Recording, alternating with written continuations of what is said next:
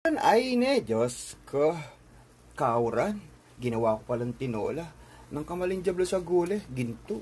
Sinalina ako mo repolyo. Ini paling pagto na punan ta. Peka pabukal ke, Diyos ko ne. Anyaman na nini. Kailangan tayong sustansyang paman kasi magobra ka ta. Abayan mo kung yan yung aldong ngayon. Ay nini kaya katang tinola. Ay ne, habang sabi kaya rin ka na akong kapatid.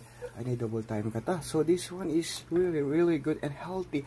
At saka syempre, this one is organic. Yan din yung palang lara. Manyaman yung tila at ikang tiltilang pates. Diyos ko, kanyaman yung kaya sa buong yung aldong ngayon eh. Tinola. Tinolang patsyamba. Well, inabi ko na yung muring paldewot. Paborito kasi yung paldewot. So, manganta na. Waron sinta, buko ng papaya, jala, ibuslo. Magtuta na kaluguran ating katang tinolang manok. Baluming tinolang manok, kanining manok kayo na, Diyos ko. Minta ko paking bundok. Bundok arayat.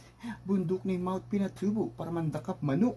Tininola ke. Tinola, it's like a native soup na chicken with ginger. And of course, with love. Oh my God, nasa po kayo boliking lalam ni Cheche, magtuto na kaluguran, Diyos ko.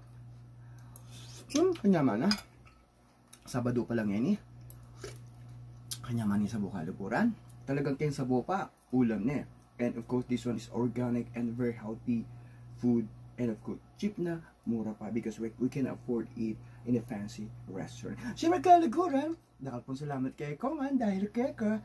Siyempre, magkapit ng milyunta na. Dakal salamat. Tinola, karap, kanyaman na leron sinsa, buko ng papaya, jala, ibuslo. Dakal salamat.